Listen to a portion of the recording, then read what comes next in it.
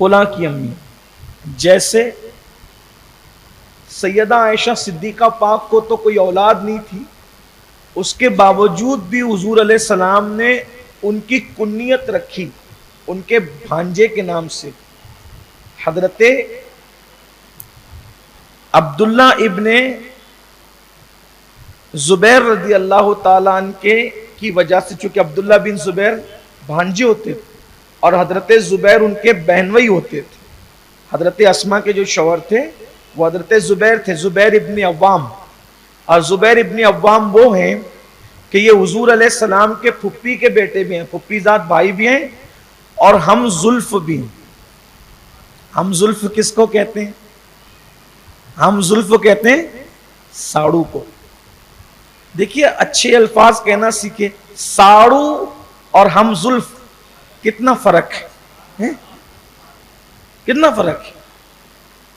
لیکن ہمیں یہ دعویٰ ہے کہ ہمارا شہر علم و ادب کا گہوارہ ہے، لیکن پتہ ہی نہیں کہ گہوارہ کس کو کہتے ہیں.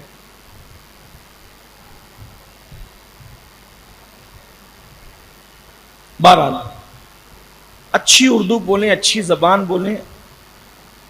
اللہ تعالیٰ حسن والا ہے اور اس کو حسن پسند. صرف چمڑی کا حسن نہیں بلکہ زبان میں بھی حسن ہونا چاہیے، کردار میں بھی حسن ہونا چاہیے، ناموں میں بھی حسن ہونا چاہیے، باتوں میں بھی حسن ہونا. بات اچھی کرو گے تو اچھی لگے. آپ پورا قرآن اٹھا کر دیکھ لیں، ایسا لگتا ہے جیسے موتی جھڑ رہے، جیسے گلاب جھڑ رہے. یہ حضور علیہ السلام کے ہم زلف، ہم سالہ کہتے ہیں اور اردو میں اس کو برادر نسبتی کہتے ہیں.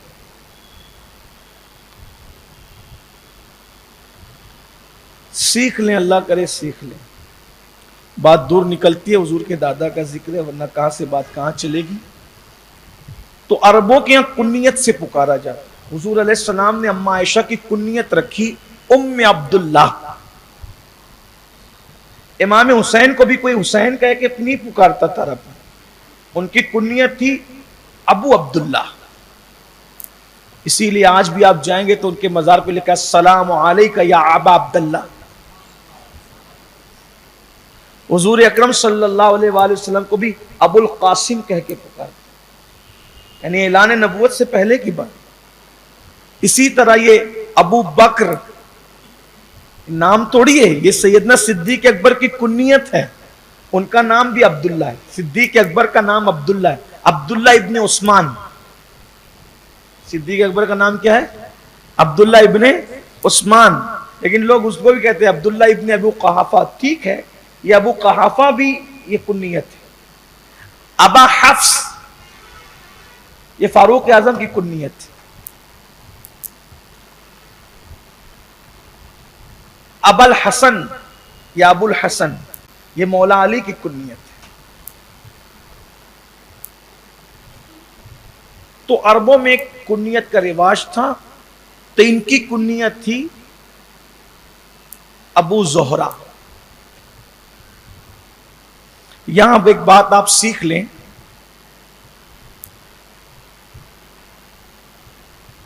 شاید ابھی تک اس کا تذکرہ نہیں ہوا. اسی لیے ہمارے یہاں صوفیہ کے نزدیک ہم اپنے پیروں کا اصلی نام جلدی سے نہیں لیتے. خانقاہی نظام میں صوفیہ کے یہاں ابا کا نام، امی کا نام، بڑوں کا نام لینا یہ بے ادبی سمجھا جاتا، بے ادبی سے تعبیر کرتے. اسی لیے جب ہم اپنے مشائخ کو پکارتے ہیں تو بہت جلدی ان کا نام نہیں لیتے. یعنی اگر ہم سے کوئی اگر پوچھے کہ آپ کس کے مرید ہو تو کوئی یہ نہیں کہتا کہ میں مختار میاں کا مرید ہوں، میں مصطفیٰ رضا صاحب کا مرید ہوں، میں امین میاں کا مرید ہوں، میں اختر میاں کا مرید ہوں. لوگ ایسا نہیں کہتے. یہ اہل سنت کی خوبی ہے صوفیہ. ہاں جب بھی کوئی کہ آپ کس کے مرید ہو، کوئی میں حضور سرکار کلاں کا مرید، میں مفتی اعظم کا مرید، حجت الاسلام کا مرید، حضور سیدی امین ملت کا مرید، حضور تاج الشریعہ کا مرید. اس طرح سے آپ حضور شیخ الاسلام کا مرید. یہ سیکھو. اسی طرح اپنے ابا کا نام تو کوئی لیتا ہی نہیں، ظاہر سی بات امی ابا تو کہتے ہی ہیں. ایسی بڑوں کا نام جن کی تعظیم کرتے ہو، ان کا نام لینے کی بجائے ان کو ان کے القاب سے پکارا. آپ دیکھتے نہیں ہیں، ہم یہ نہیں کہتے کہ عبد القادر صاحب نے یہ کہا، ہم جب بھی کہتے غوث اعظم نے یہ کہا. ہمارا ادب ہے، ادب ہے. اسی لیے ہم لوگ یہ بار بار نہیں کہتے کہ معاذ اللہ محمد نے ایسا کیا، محمد نے ایسا، حضور علیہ السلام نے ایسا کیا، آقائے کریم صلی اللہ علیہ وسلم. اور ادب میں جتنا آگے بڑھتے جاؤ گے تو ہزاروں سال کی محنتیں اس مقام پر نہیں پہنچاتی جہاں ادب پہنچا. یہ ایک ادب کا ماحول ہے. اب تو ہم دیکھتے ہیں اس سیریل اور ٹی وی کے دور میں شوہر بیوی کا نام لے کر پکارتا ہے اور بیوی شوہر کا نام. کوئی ناجائز و حرام نہیں. ابھی لوگ کہیں گے کہ یہ کیا کہہ دیا، اس لیے کہ کٹنے والی کلپ کبھی تو خیال کرنا پڑتا ہے. جو لوگ دھندا کرتے ہیں یوٹیوب، تو یہ کیا کہہ دیا. بھیا ناجائز و حرام نہیں ہے، لیکن بہت ساری چیزیں ایسی ہوتی ہیں جو جائز ہوتی ہیں، لیکن تقاضے ادب کچھ اور. ہم دیکھ رہے ہیں ابھی جو نئے جوڑے ہو رہے ہیں، وہ عورتیں دھڑلے سے کہتی ہے فیصل نے یہ کیا اور عبد المصطفیٰ نے یہ کیا اور عبداللہ نے یہ کیا. اور پرانے دور کی عورتوں کو دیکھو جن کا تعلق بزرگوں سے ہے، وہ بوڑھی ہو گئی لیکن کبھی بھی نام نہیں. ہمارے ہاں خود وہ کبھی سروے والے آتے تھے، وہ پوچھتے تھے گھر میں کتنے لوگ ہیں، تو اس کا لکھا دیا، اس کا لکھا دیا، اس کا لکھا دیا. آپ کے شوہر کا نام کیا ہے؟ تو کبھی نام امی نے نہیں لیا. تو بتا دے، تو بتا دے. یہ حال. اب وہ ماحول رخصت ہو، ادب کا ماحول. آج کل کی لڑکیاں کیا ہے، بیٹیاں نہیں، آپ بیٹیاں ہیں. یہ حال. انہیں سکھانا ہوگا. جب سیریل سے سیکھیں گے تو یہی سب تماشا ہوگا، اور جب بزرگوں سے سیکھیں گے تو پھر ادب ہی سیکھیں گے. بہت ساری چیزیں ہوتی ہیں جو ناجائز نہیں ہوتی. تھوک کے چاٹنا ناجائز تھوڑی ہے، لیکن کوئی چاٹتا ہے کیا؟ کوئی ثابت کر دے کہ تھوک کے چاٹنا حرام ہے، ثابت کر سکتا ہے؟ نہیں. لیکن کچھ چیزیں ایسی ہوتی ہیں جس کا تعلق ادب سے ہو. مجمع میں بیٹھ کے ناک صاف کرنا کوئی ناجائز و حرام نہیں ہے، لیکن محفل کے کچھ آداب. لوگوں کے سامنے بیٹھ کر کے کھجانا کوئی ناجائز و حرام نہیں. کھجلی آتی کھجا لو، لیکن کچھ آداب ہوتے. ارے محفل کے تو آداب کچھ لوگوں نے یوں بھی ادا کیے کہ ہمارے امام اعظم ابو حنیفہ کو بچھو نے ڈنک مارا، اور اس وقت حدیث پڑھی جا رہی تھی، آپ نے جنبش تک نہیں کی، صرف اس لیے کہ میرے محبوب کا فرمان پڑھا جا رہا ہے. یہ لوگ تھے. بات دور نکلی. عرض کیا کر رہا تھا کہ ان کی اب کنیت سمجھ گئے نا. آپ بھی شروع کریں،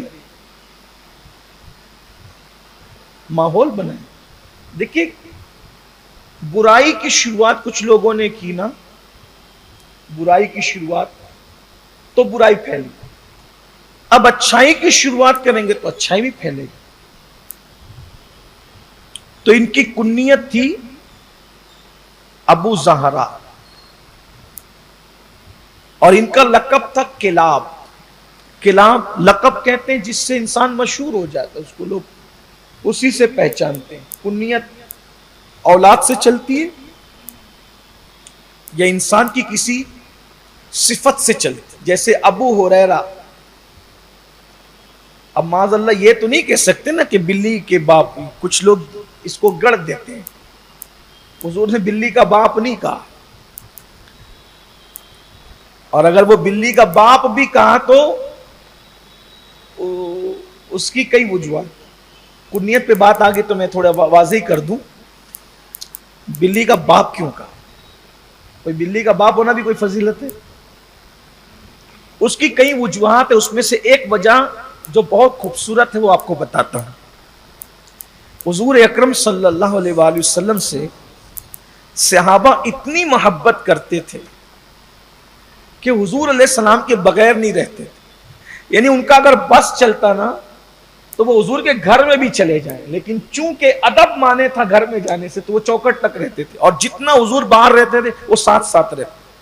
ایک دن اللہ کے رسول علیہ السلام محفل سے اٹھے، اور اٹھنے کے بعد حضور علیہ السلام نے کوئی اطلاع نہیں دی کسی کو، اٹھے اور چلے گئے، سب پریشان ہو گئے، حضور کہاں گئے، حضور کہاں گئے؟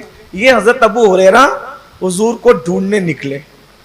اب جب حضور علیہ السلام کو ڈھونڈنا پڑتا تھا تو پتہ نہیں پوچھتے تھے، جدھر سے تازہ خوشبو آتی تھی ادھر ہی چل پڑتی تھی۔ میرے امام اس کو کہتے ہیں کیا مہکتے ہیں مہکنے والے، بو پہ چلتے ہیں بھٹکنے والے، بو پہ خوشبو پہ چلتے ہیں۔